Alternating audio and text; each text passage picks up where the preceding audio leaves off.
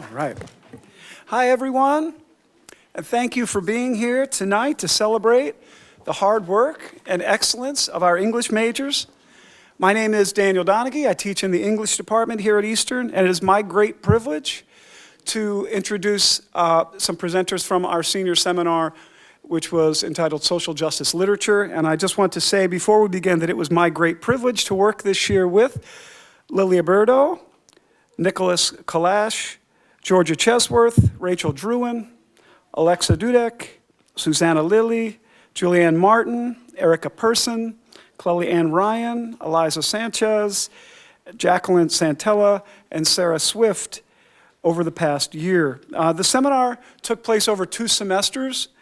In the fall, we read and listened to a variety of works from poetry collections and autobiographies to short stories, memoirs, and craft essays by writers, bearing witness to their experiences and reminding us of the dreams and fears, frustrations, and hope that make each of us unique and also bind us together on our journeys to make meaning of our lives and to recognize the power, potential, and dignity within ourselves and within everyone around us.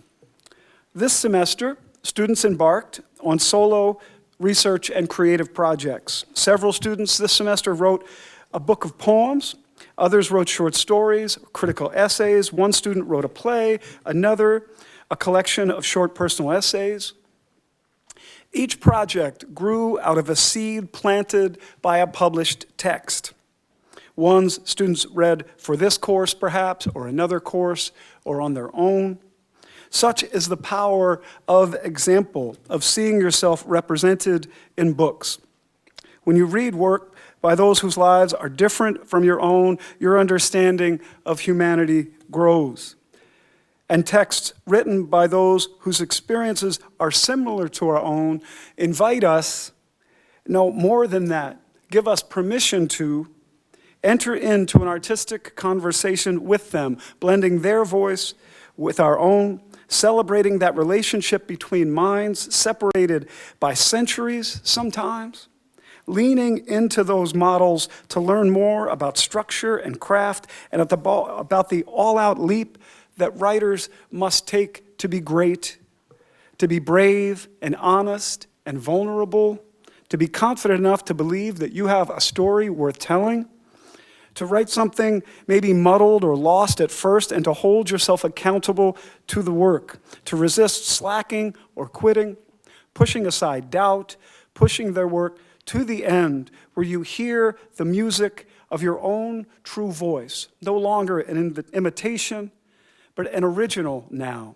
building on the writing that has spoken to you, that was all along your true teacher, that has let you know that you're not alone with all of those dreams and fears and frustrations and hopes, arriving finally at new insights about yourself and the world, basking in what Robert Frost calls the delight that comes when you say something that you didn't know you knew. Then, as we're doing tonight, sharing that work so that others might hear in your words that reminder, that notice, that door that opens that reminds them that they are not alone and can begin to take those first tentative steps toward that crucial conversation with themselves and the world. When these students started the seminar, many of them didn't know much about others in the class, and I want to thank you all for your commitment to this.